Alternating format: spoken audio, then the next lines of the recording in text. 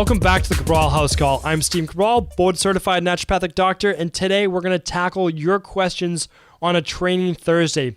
We just went through how to adapt your workouts for your age group, and I broke it down by decade. So teens and 20s, 30s and 40s, 50s and 60s, 70s, 80s, and above. And I told you that we have a 101-year-old client now.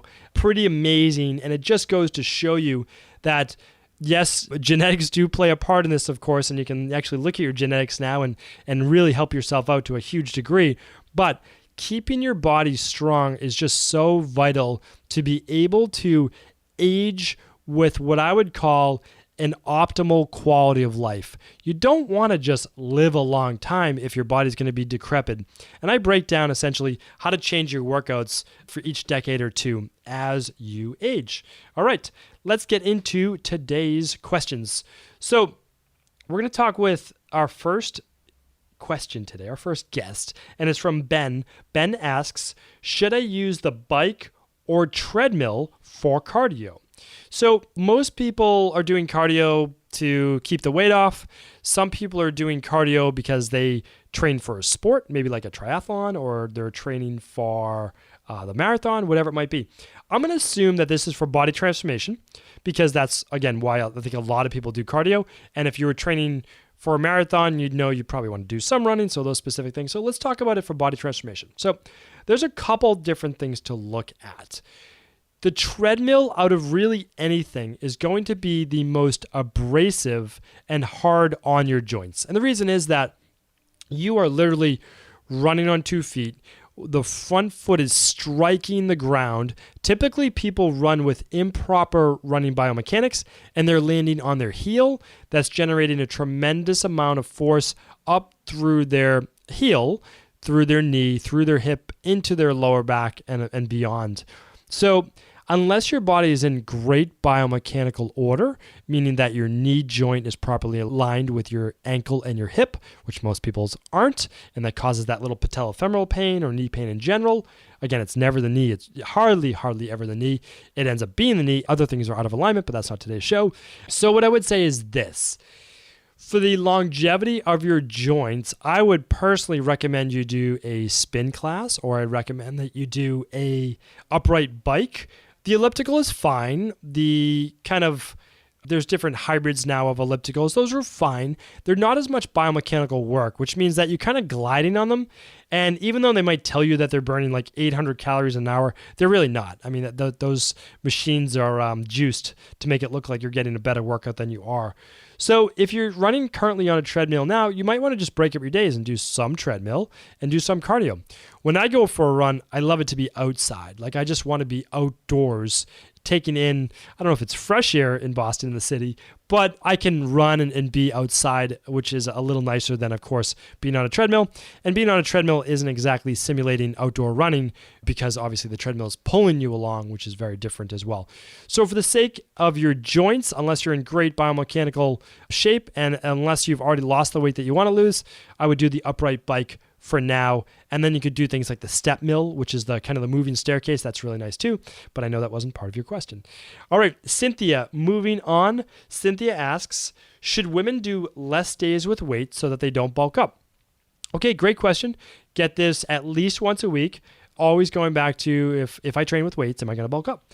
Well, what I would say is this. You are not going to put on a lot of muscle as a woman unless you have the propensity to be able to do that, meaning that you're a pitta body type or you are a mesomorph, again, depending on whether you're speaking the Ayurvedic language or if you're speaking our somatotype, conventional medicine language. Same exact thing. But even at that, it's such a gradual pace that you should be training with weights because that is the way to best boost your metabolism. That's the way to burn body fat. That's the way to keep the weight off for decades to come. So what I always tell my female clients is like, it's highly unlikely that you have enough testosterone to be able to build that much muscle. It's just not going to happen. But if at any point you feel like you're putting on too much muscle, no problem at all. We will scale back the amount of mass building exercises, we'll call it, or the number of days we're weight training, or the volume, the actual amount of reps and sets. And then, it's easy. But again, it's not going to happen tomorrow. Guys would love that to happen tomorrow, never mind women. And guys are the ones with higher levels of testosterone, higher levels of, to be able to turn over that protein synthesis, to be able to create more muscle mass. So what I would say is this: it's such a gradual process. Not to worry about, Cynthia. Keep training, 2 or 3 days a week with weights right now. If you ever feel like your muscles are getting too big, well, then either cut back to do 2 days of weight training and do intervals like sprinting intervals or something like that on that third day, or just cut back your total volume, meaning that, if you're doing 40 reps or so per exercise, you might want to cut that back to 30 reps or so per exercise.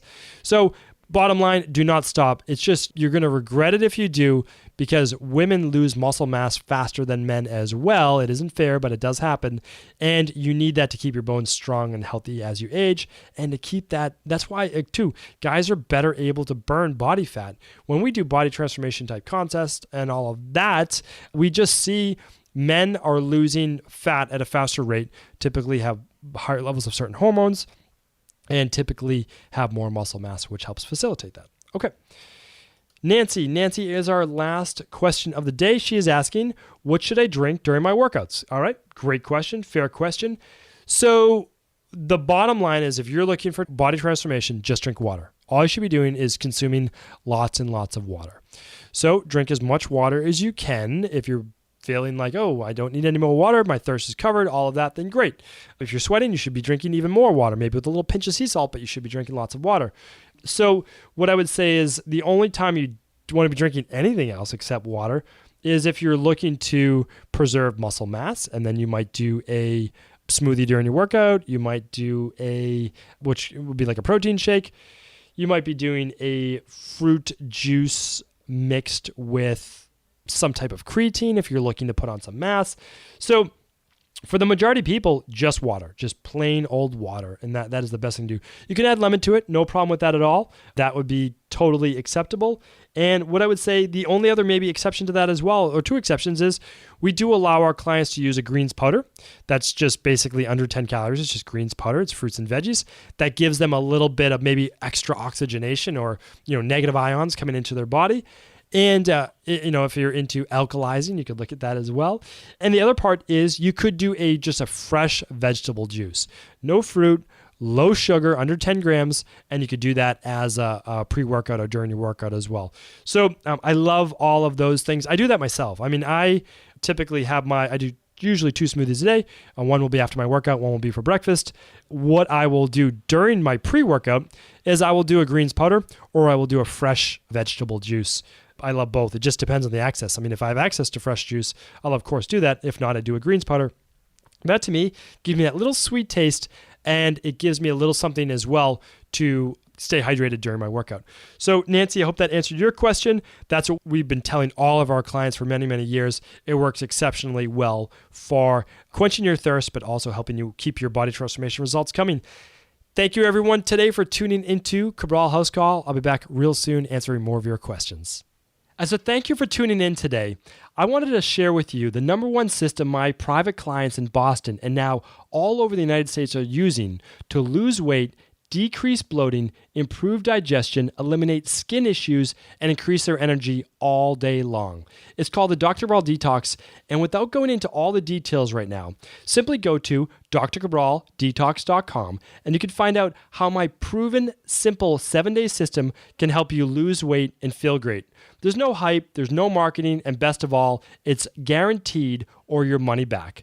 And as a thank you for being a listener of the Cabral Concept, I'd like to offer you $10 off your next 7, 14, or 21-day Dr. Cabral Detox purchase in the month of March.